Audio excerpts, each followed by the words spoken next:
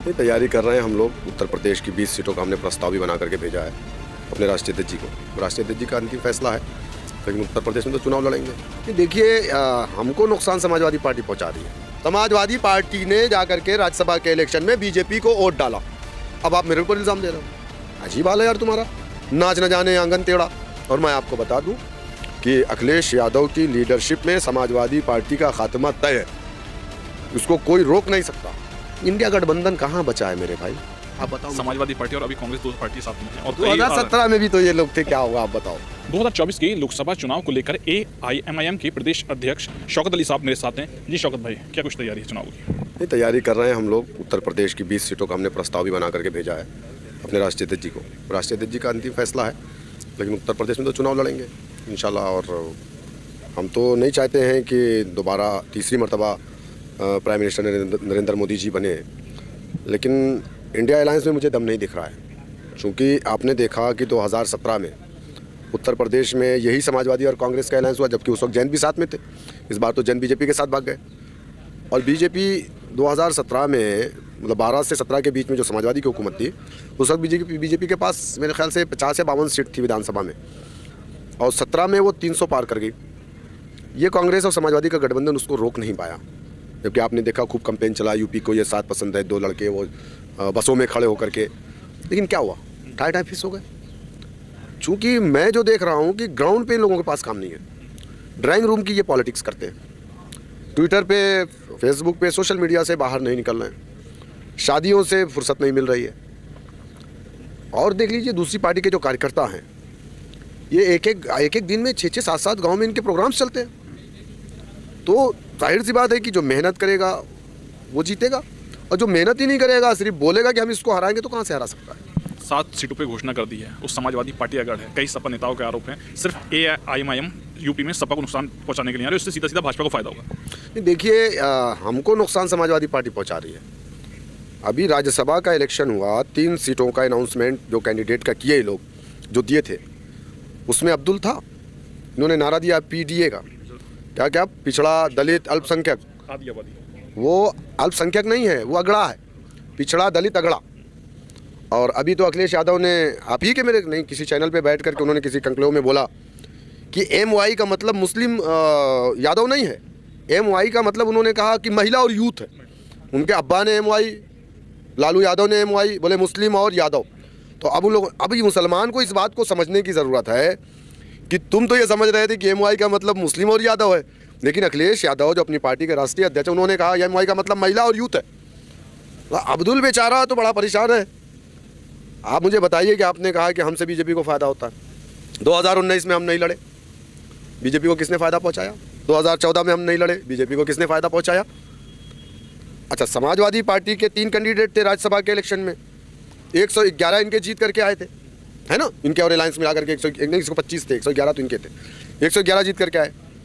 और बीजेपी ने अपना जो कैंडिडेट 8वां खड़ा कर दिया, जबकि उनके पास, संजय सेठ के पास, मतलब उनके पास वोट भी कम था। 7 लोग तो चले गए ना। जो उनके बगल में टोपी लगा के, गोल टोपी लगा के बैठता था, मनोज पांडे, ऊंचा हार का जो विधायक है रायबरेली, वो तो उनका राइट हैंड था ना। ये 7 ने किसको वोट किया? बीजेपी को किसने फायदा पहुंचाया? क्रॉस वोटिंग हुई है। नहीं, क्रॉस वोटिंग नहीं, किसने फायदा पहुंचा? ये सब डायलॉग मत बोलिए, क्रॉस वोटिंग हुई है। हम नहीं क्रॉस, डायरेक्ट बोलो फायदा किसने पहुंचाया बीजेपी को? राज्यसभा में किसने पहुंचाया? सपा के विधायकों ने मतदान, समाजवादी पार्टी ने पहुंचाया। समाजवादी पार्टी ने जाकर के राज्यसभा के इलेक्शन में बीजेपी को वोट डाला। अब आप मेरे ऊपर इल्ज़ाम दे रहे हो। अजीब हाल है यार तुम्हारा, नाच न जाने आंगन टेढ़ा। तुम अपने लोगों को बचा नहीं पा रहे हो, तुम्हारे लोग भाग जा रहे हैं, और तुम हम पर इल्ज़ाम लगा बस इसकी वजह से हुआ। इसके कब तक ये रोना होगा?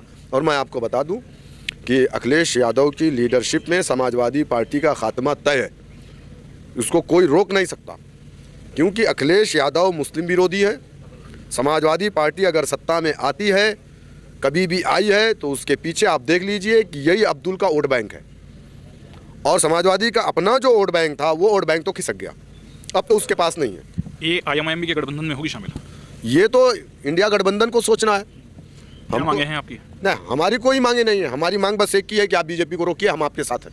कितनी अगर होता है गठबंधन, कितनी सीटों पे? लेकिन हम एक पॉलिटिकल पार्टी हैं। हम आपके साथ का मतलब ये नहीं है बेगानी शादी में अब्दुल अब दीवाना नहीं होगा। गए दिन वो, जब अब्दुल के पास रास्ते नहीं थे तो बोले चलो यार मिला जुला के गाली दे के उन्हीं के पास वोट डाल देता था। अब उसके पास एक ऑप्शन है, उसके पास एक लीडरशिप है, उसके पास डंडा है, झंडा है, उसका पास भी अपना घर है। अलग बात है अभी झोपड़ी है, कल इंशाल्लाह छत भी लगेगा। तो हम इससे कम से कम हमको सीटें तो चाहिए ना। हमारी आबादी के हिसाब से हमको सीट दे दीजिए। चलिए, हमारी आबादी उत्तर प्रदेश में जितनी है 80 सीट लोकसभा में है, आबादी 20%, 8 दूनी 16 सीट होती है हमारी आबादी के हिसाब से। चलिए आप उसमें कम करके 50% हमको दे दीजिए, 50% अब्दुल आपको दे देगा। 8 सीटें गठबंधन से। हम ये कह रहे हैं कि चलिए आप, लेकिन वो लोग हमसे बात करने को नहीं तैयार हैं, क्योंकि उत्तर प्रदेश की पॉलिटिक्स। इंडिया गठबंधन को सीधा सीधा नुकसान देंगे अगर वो बात नहीं करेंगे। इंडिया गठबंधन कहाँ बचा है मेरे भाई, आप बताओ। समाजवादी पार्टी और अभी कांग्रेस 2 पार्टी साथ में है। और 2017 में भी तो ये लोग थे, क्या होगा आप बताओ। 2017 में क्या कर लिए ये लोग। 16 में नोटबंदी हुई थी, लोगों को उम्मीद नहीं थी 17 में बीजेपी इतने बड़ी जीत दर्ज करेगी उत्तर प्रदेश में। इनके बस की बात नहीं है। देखिए ना, राहुल गांधी के अंदर वो दम है। कांग्रेस तो एक डूबता जहाज है, वो डूबता हुआ जहाज है। अभी आप देख लीजिए, वक्त से पहले जितने होशियार लोग हैं वो सब उस जहाज से कूद रहे, एक एक करके कूद रहे कि नहीं कूद रहे आप। उसमें बचा कौन है गठबंधन में? बेचारे वो घूम रहे हैं इधर इधर इधर इधर, टी शर्ट पहन के व्हाइट वाली, पूरा उत्तर प्रदेश घूम लिए, 4-5 जिले घूम लिए, यहाँ घूम लिए, लेकिन उनके लोग भाग रहे हैं छोड़ छोड़ के उनको। न्याय यात्रा की बात कर रहे हैं, मुरादाबाद से शुरू हुए। मैं उनसे मुस्लिम लीडरों से पूछना चाह रहा हूँ कि मुरादाबाद के उन लोगों को इंसाफ मिला जिन्हें ईद के दिन ईदगाह में गोलियां मार दी गई? क्या राहुल गांधी को उनके घरों पे नहीं जाना चाहिए था? एक दलित का बेटा मारा जाता है, आप उसके घर पे जाते हो, अच्छी बात है, जाना चाहिए। लेकिन अगर अब्दुल मारा जाता है तो आप उसके घर पे क्यों नहीं जाते? क्योंकि आपका बहुसंख्यक वोट नाराज हो जाएगा। मतलब आप कब तक हमको इस्तेमाल करते रहेंगे डिस्पोजल गिलास की तरह? आप यहाँ इमरान मसूद साहब से किसी पत्रकार ने सवाल किया यूसीसी पे, बोले अभी न्याय यात्रा की बात करो। क्यों? मतलब तुम हमारे लिए बात भी नहीं करोगे, तुमको हमारा वोट भी चाहिए। और कांग्रेस या समाजवादी पार्टी, ये जो इंडिया गठबंधन है, इसके पास जीत का फार्मूला क्या है मुझे बता दो आप। कौन सा जीत का फार्मूला है? 80% जो एक बहुसंख्यक समाज की आबादी है वो तो बीजेपी के साथ है।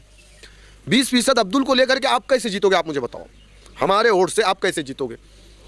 ये समाजवादी में जाता है, ये कांग्रेस में जाता है, उधर से नाराज होता है, इधर जाता है, इधर। और मैं तो अपने समाज के लोगों से भी कहना चाह रहा हूँ, आप बंद करिए ये चीज़।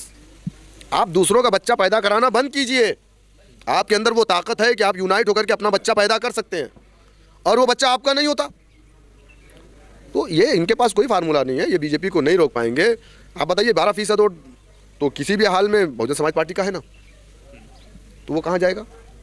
कैसे आप जीतोगे? आपके पास फार्मूला क्या है? सपा बसपा का अलायंस था 2019 में, इससे बड़ा गठबंधन उत्तर प्रदेश में नहीं हो सकता। एक को 17% वोट मिला, एक को 18% वोट मिला। 7% यादव, 12% जाटव, 20% मुसलमान, जोड़ लीजिए कितना होता है। यही वोट 2 हिस्से में बढ़ा था। और 2019 में सबसे ज़्यादा अगर बीजेपी उत्तर प्रदेश में सीट लेकर के आती है तो उसमें कांग्रेस ने बीजेपी की मदद की। कांग्रेस अकेले चुनाव लड़ गई थी, उस जगह जगह उन्हें 50,000, 60,000, 80,000 वोट काट लिया। यहाँ भी तो हार जाती मुरादाबाद, वो तो मुश्किल से इमरान प्रतापगढ़ी लड़े थे, जमानत जब्त हो गई, 56,000 वोट मिला उनको, मिला था ना। अगर थोड़ा सा मुसलमानों ने सही से काम ना लिया होता तो बेचारे डॉक्टर साहब तो हार जाते, यहाँ से फिर बीजेपी जीत जाती ना। मुरादाबाद मंडल के लिए क्या कुछ खास रहना है? देखिए, मुरादाबाद का ये जो अपना वेस्टर्न यूपी है ना, हम इंशाअल्लाह ताला बहुत जल्द मुरादाबाद में एक अपनी पार्टी का परमानेंट ऑफिस खोलने जा रहे हैं। और हमारी कोशिश है कि हमारे कार्यकर्ता उसमें हमारी मदद भी करेंगे। हम लोग उस खुद से ज़मीन लेकर के यहाँ अपना परमानेंट ऑफिस बनाएंगे।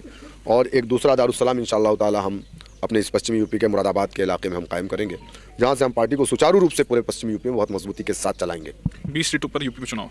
20 सीट का तो प्रस्ताव भेजा है। अब बैरिस्टर साहब हमारे जो राष्ट्रीय अध्यक्ष जी हैं, अगर वो 20 कहेंगे 20, 40 कहेंगे 40, 10 कहेंगे 10, जो भी कहेंगे। 7 की घोषणा हुई? नहीं, घोषणा नहीं। हमारे जो प्रवक्ता साहब हैं जनाब आसिम वक़ार साहब, उन्होंने ये कहा कि जो हमने प्रस्ताव 20 सीटों का भेजा है, चूँकि मैं वो नाम को डिस्क्लोज़ नहीं कर रहा था, लेकिन उन्होंने वो उस नाम को डिस्क्लोज़ कर दिया कि हम ये भी लड़ेंगे, ये भी लड़ेंगे, ये भी लड़ेंगे, ये भी लड़ेंगे। उन्होंने बोल दिया।